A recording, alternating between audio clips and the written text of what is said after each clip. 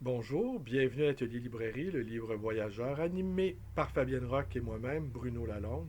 Nous sommes à Montréal le 10 décembre 2020.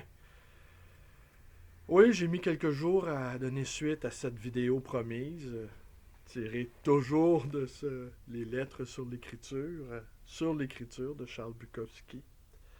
Mais avant, je voudrais vous faire part d'une petite expérience à laquelle je me suis livré sur ma plateforme Facebook il y a quelques jours.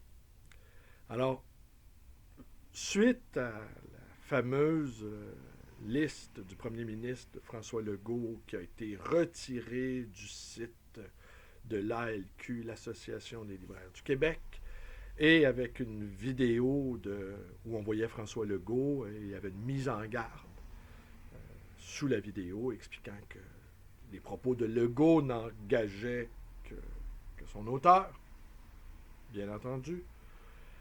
Euh, vous avez été plusieurs à proposer votre liste de lecture.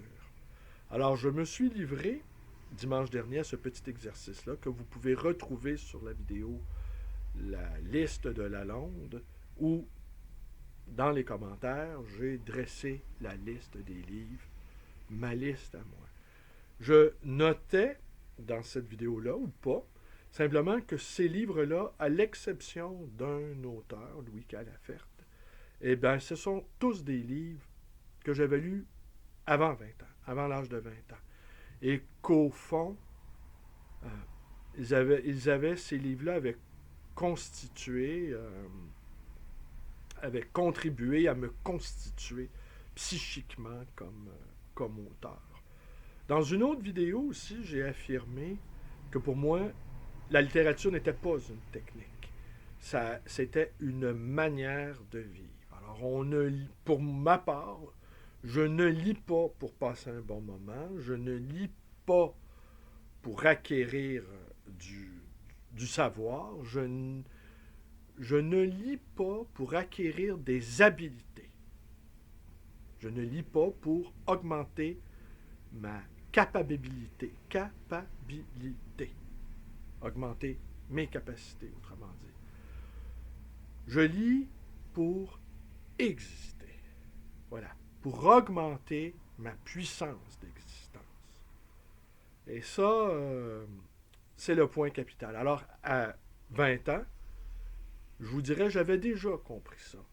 Que le savoir littéraire n'était pas possible. Hier, il y a une cliente qui me disait qu'elle écoutait les émissions littéraires. Et elle me demandait mon avis sur la question. Je lui confiais, cette chose que je vous confie à vous aussi. Eh bien, je n'écoute pas la grande librairie. Je n'ai jamais écouté cela. J'étais ravi cependant de voir que Charles Juliet y avait été invité il y a 2 semaines. Charles Juliet a 86 ans. Enfin, enfin, est reconnu, on va dire. Il l'avait été déjà, mais il est, il est largement reconnu, je dirais. Et j'ai confié à cette dame-là non plus que je n'avais jamais écouté Bernard Pivot. Je n'avais jamais écouté Apostrophe. Vous vous rendez compte? Tout ça parce que dès le début de mon processus de lecteur, eh bien, comme dit Montaigne, c'est le papier qui parle au papier. On lit un livre, vous le savez, on lit un livre, et ce livre-là nous entraîne sur d'autres livres. Les livres que nous avons aimés, parfois, évoquent des auteurs qui nous donnent le goût de les lire à notre tour. Et ces auteurs-là en font autant. Et ça devient une sorte de désir arborescent qui se développe et qui augmente à la fois notre désir de lecture et notre puissance d'existence. Deux choses dans mon esprit étroitement liées qui n'ont rien à voir avec, avec la technique à proprement parler. Je n'en dirai pas davantage là-dessus. Alors, suite à cette fameuse liste de Legault, euh, lire en cœur aussi, hein, c'est l'ALQ a créé, à cause de la pandémie, un site où des auteurs donnent leur offrent leur prescription littéraire. Déjà, prescription, on suppose, moi quand j'entends prescription, j'entends pharmacon, j'entends il faut soigner, j'entends pharmacie, j'entends maladie. Alors, bon, je me suis livré moi-même à l'exercice, mais sur ma plateforme Facebook, dimanche dernier, je me suis livré à un autre exercice. Je vous dirais autrement révélateur. La liste des livres, j'ai établi une liste de livres que je regrette ne pas avoir lus. Alors, je vais vous les lire, les titres. Des vrais regrets, là. Je vous dis pas des choses que je ne regrette pas. Il y a quelqu'un qui me faisait remarquer, il faudrait que tu nous dresses la liste de livres que tu as regretté avoir lus. En fait, j'ai jamais regretté avoir lu aucun livre. Il y a des livres, il y a quelque chose de mystérieux aussi. Pourquoi y a-t-il certains livres qu'on n'a pas envie de lire? Pourquoi certains auteurs, on n'a tout simplement pas envie de les lire? Peut-être aussi, il y a des grands lecteurs qui sont des intercesseurs. J'ai des amis lecteurs, que je sais en tout cas qui ont une imagination et qui ont une capacité à lire extraordinaire, qui peuvent me mettre sur la piste de certains auteurs. Et là, c'est peut-être un effet d'émulation entre lecteurs. Alors, j'ai offert ma liste de véritables regrets. Oui, c'est Diane qui passe devant la vitrine. Et, elle doit se dire, elle me voit parlant tout seul devant mon écran. Elle doit supposer que je fais une de mes vidéos. Alors donc, sur ma plateforme Facebook, j'ai fait une liste de livres que je regrette vraiment ne pas avoir lus. Que je vais vous proposer. Et là, ce qui a été intéressant, il y a deux phénomènes que j'ai trouvé intéressants. D'abord, il y en a qui se sont prêtés à l'exercice et qui ont offert leur propre liste de regrets. Et d'autres qui m'ont origéné, qui m'ont rappelé qu'il fallait avoir lu telle chose, que oui, de ne pas avoir lu les auteurs en question, eh bien, ça pouvait jeter d'une certaine manière le doute, le discrédit sur ma capacité à lire. Et moi, ne reculant devant aucune outrance, je les ai invités et je les ai tagués, chacun de ces auteurs-là. Je les ai invités, chacun de ces commentateurs-là, auteurs aussi, auteurs-commentateurs, écran 20, je les ai invités à m'offrir, à offrir à l'auguste assemblée la liste de livres.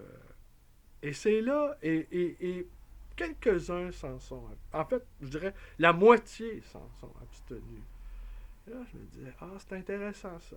Et ils n'osent pas, parce que peut-être le regard un peu critique devant cet aveu de faiblesse, mienne, peut-être craignaient à leur tour d'être l'objet de suspicion. Alors, c'est toute une question d'autorité, hein, la question de l'autorité. Et si la littérature, c'était une école d'un pouvoir? Et si la littérature, au fond, là, refusait toutes les formes d'autorité et qu'elle était par là absolument à la fois anarchiste et à la fois authentiquement libératrice? Alors voilà la liste. Alors la liste, Guerre et paix de Tolstoï. Guerre et guerre de Laszlo Krasha-Orkai. Anna Karénine de Tolstoï. Les Misérables de Victor Hugo. Notre-Dame de Paris de Victor Hugo. Moby Dick, ouais, que j'ai plusieurs fois essayé. Jamais été capable. J'ai dû l'essayer au moins 3-4 fois. Parce qu'il y a des auteurs que j'apprécie beaucoup. Entre autres, Yannick Haenel, dans son livre Cercle, qui est un très, très beau livre. La figure de Moby Dick, elle est au cœur de cet ouvrage-là. La quête. Hein? Parce qu'au fond, c'est quoi? On peut comprendre aussi que le fameux cachalot pourrait représenter d'une certaine manière la figure du mal. et la quête de l'homme qui doit se mesurer à la figure du mal. Don Quichotte, je l'ai essayé quelques fois, je suis jamais parvenu. Saint-Simon, parcouru ici et là, mais encore là, certains auteurs que j'apprécie énormément, font de Saint-Simon une référence centrale dans leur parcours de lecteur.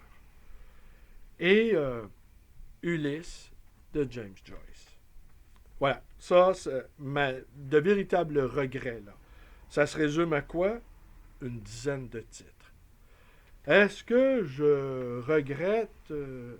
alors là, si je fais la liste de tous les livres qui comptent, de tous les livres importants dans la culture française, anglaise, russe, italienne, ou les textes indiens, les textes sacrés, les Upanishads, le Vedanta, si je fais la liste de tout ce que je n'ai pas lu, eh bien, là, je suis renvoyé au statut d'inculte. Et inculte, à ce point-là, ça se rapproche presque de l'idiotie. Mais assumer son idiotie, c'est-à-dire sa singularité, en tenant compte du fait que ce qui compte pour moi, c'est d'augmenter ma puissance d'existence. Et c'est pour ça que je vous invite à lire des ouvrages, au fond, non pas à lire des ouvrages qui vous renseignent sur vous-même, à lire des ouvrages qui peuvent faire de telle sorte que vous posiez le livre et que vous décidiez de bouleverser votre existence. Ouais. Je vous promets déjà depuis plusieurs jours de vous lire Jack Tilleloy. Je vais le faire. Il y a l'ouvrage de Marie-Françoise Taggart aussi, Raspberry, qui raconte sa relation avec Christian Mistral. Je vais le faire, je vais le lire. Il est sur ma table de chevet qui est même plus une table de chevet, c'est une muraille de livres. Et je vais vous parler aussi, je vais vous annoncer que je vais vous parler de ce livre-là, que je vous montre à l'écran. Alors, c'est Coulisses de Robert Hébert, publié à l'enseigne de ma petite maison d'édition, La Compagnie à numéro. Alors, Robert m'invitait, c'est le 22e ouvrage. Ce sont de petits tirages. Certains livres ne s'adressent qu'un tout petit nombre de lecteurs. C'est une maison d'édition que je qualifierais d'artisanale, qui est un peu en phase avec mon travail de libraire d'occasion et d'ancien, parce que j'aime aussi voir apparaître sur mes rayons des ouvrages qui, sans la connaissance avec leurs auteurs, n'apparaîtraient pas.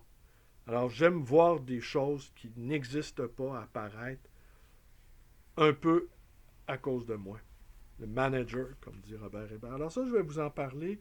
Là, je me promets d'être discipliné. Il faut dire aussi, la librairie, elle est extrêmement occupée depuis mai. Les derniers jours, on sent une sorte d'effervescence parce que le gouvernement québécois envoie des signaux à répétition comme quoi nous allons être vraisemblablement reconfinés.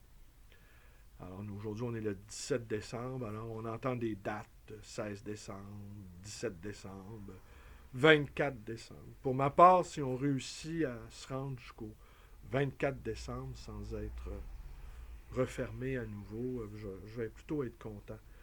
Mais la situation sanitaire au Québec, en tout cas, comme aux États-Unis et dans le reste du Canada, se détériore grandement.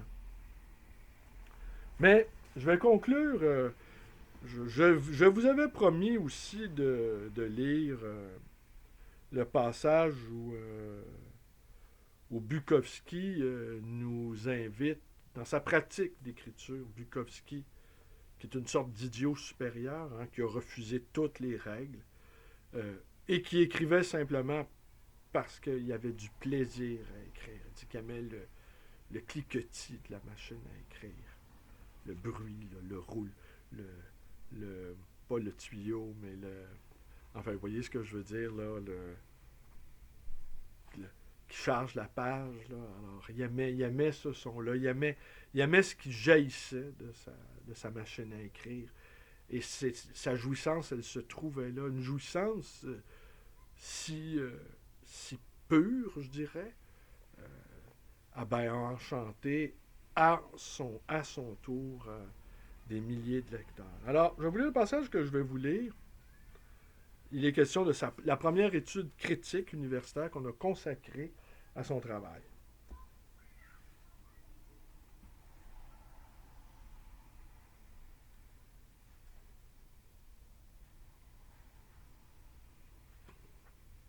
Est-ce que j'ai perdu le passage? Ben oui, j'ai perdu le passage. Aïe, aïe, aïe, aïe. Eh ben.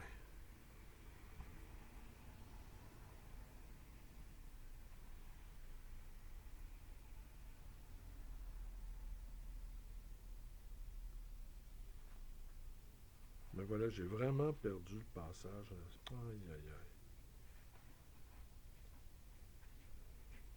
Oui, là, il y a un jeune homme qui. Je vous décris la scène en attendant que le signe. Alors, c'est un quartier où il y a beaucoup de. Sur la rue Bélanger, il y a beaucoup, beaucoup de garderies. Alors, il y a toujours des enfants des parents, des pères qui vont accompagner leurs enfants à la garderie et qui s'arrêtent une petite section dans la vitrine où, ben, il y a une poupée, il y a des sapins, il y a même un petit, euh, un petit train et des livres pour enfants et les, les parents s'arrêtent avec leurs enfants pour regarder la vitrine. Alors, on espère que l'endroit puisse faire naître des vocations de lecteurs. C'est curieux parce que quand j'étais à Côte-des-Neiges, j'étais dans un quartier universitaire, donc des étudiants de premier cycle, de deuxième cycle, de troisième cycle, parfois des professeurs également. Eh bien, euh, c'était déjà des jeunes gens qui avaient eu dans leur enfance un parcours de lecteur. Et ce parcours-là de lecteur, eh bien là, il rentrait dans la grande école, je dirais. Et tandis qu'ici, là, ce sont des tout petits. Alors là, je les vois naître comme lecteurs. Et vous le savez, les parents ont toujours ce désir-là euh, que leurs enfants deviennent des lecteurs. Quand j'étais à Côte-des-Neiges, on me demandait assez souvent comment donner le goût de la lecture aux enfants. Et invariablement, je fournissais aux parents la même réponse. Lisez en cachette. Ne vous vantez jamais de vos lectures. Ne faites jamais de la lecture. Ayez des livres, évidemment. Ayez des livres. Les livres sont là. Mais s'il n'y a pas de livres, c'est difficile de prendre goût à quelque chose qui n'existe pas. Hein. Mais n'en faites pas toute une histoire. Gardez ça pour vous. Vous savez, la plupart des parents aussi souhaitent que la majorité, sinon la totalité des parents, souhaitent que leurs enfants lisent. Parce que la lecture reste le meilleur outil d'apprentissage pour avoir de bonnes notes à l'école. Mais à ces mêmes parents, je leur disais, vous souhaitez que vos enfants lisent, mais souhaiteriez-vous que votre grand adolescent ait une telle passion pour la lecture qu'il passe ses nuits à lire Dostoïevski ou Nietzsche et qui finalement quitte l'école parce que l'école n'est pas assez vaste pour son imagination débridée. Alors là, les parents avaient un moment de recul, ils n'avaient pas pensé que la lecture aussi pouvait être une évasion définitive du système scolaire. Et que la grande liberté, parce que c'est ça aussi, hein, la littérature, c'est une école de liberté, fasse de telle sorte que, on n'a qu'une seule envie, c'est de quitter le milieu carcéral de l'école. Alors ça, ils n'avaient pas pensé à ça. Ils espéraient que leurs enfants aiment lire pour avoir de bons résultats scolaires, mais pas au point d'être enfiévrés et tel un jeune esprit rimbaldien, s'aventurer sur les chemins de la liberté. L'amour a quand même ses limites. Le désir de liberté doit quand même être cadastré. Ben écoutez, j'ai pas retrouvé le passage, c'est quand même incroyable. Aïe, aïe, aïe.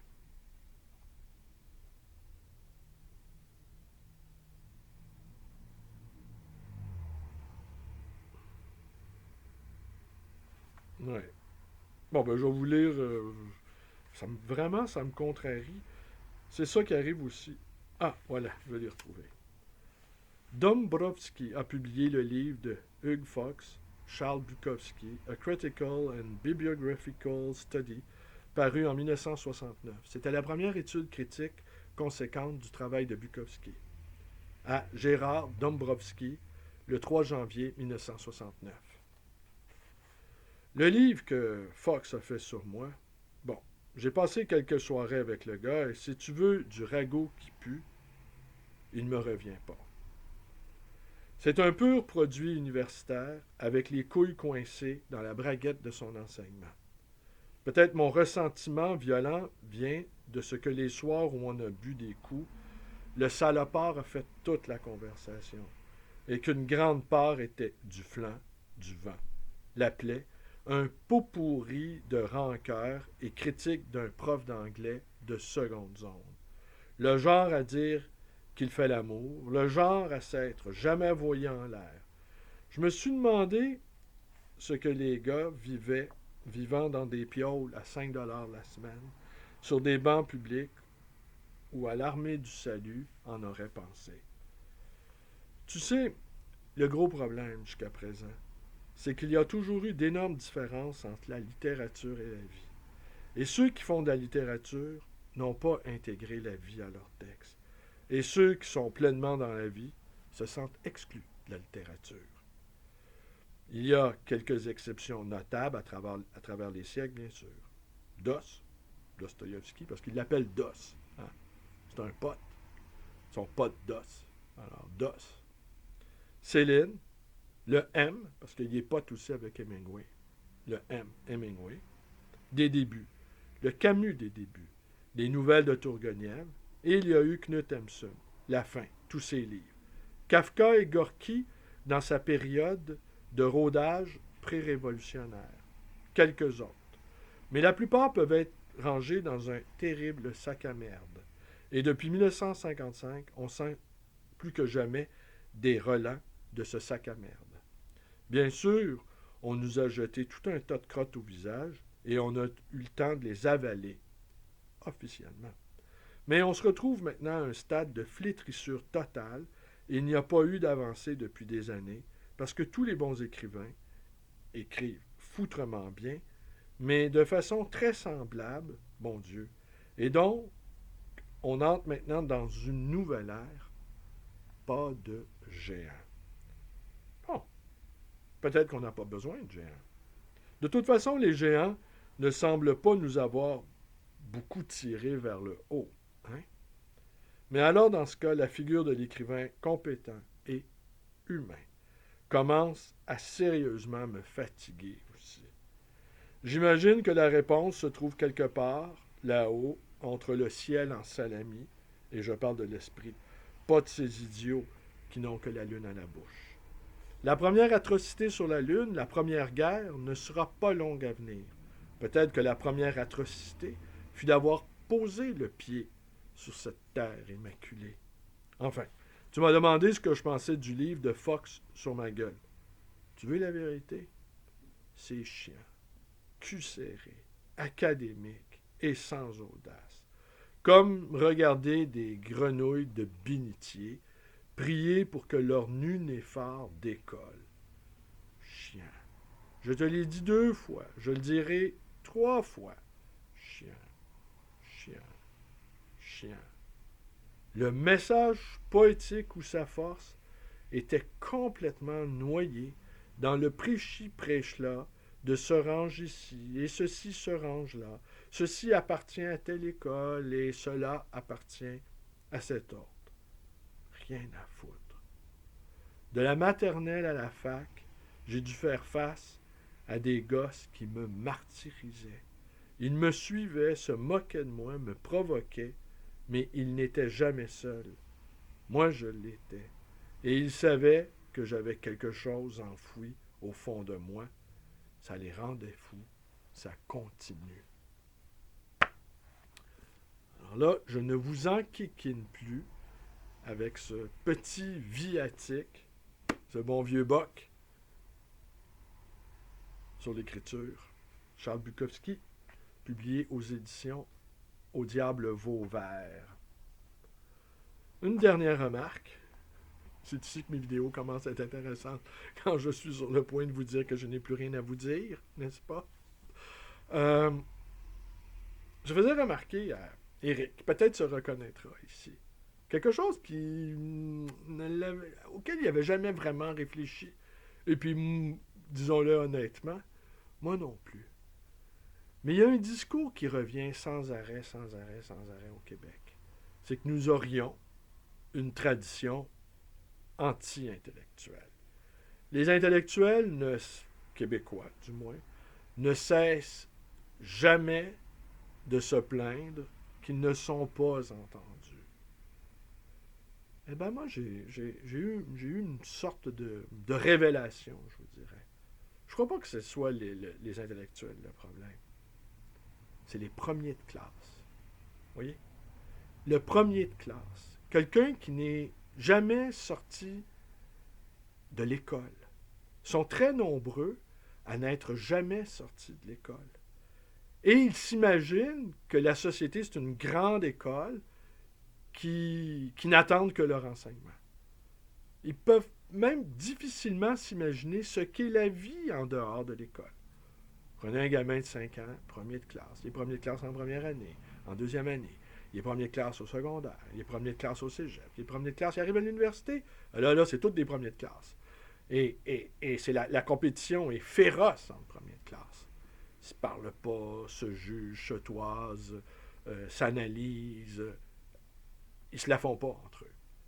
Et les meilleurs d'entre eux, les plus compétents, deviennent à leur tour professeurs. Mais ils ne quittent toujours pas la salle de classe.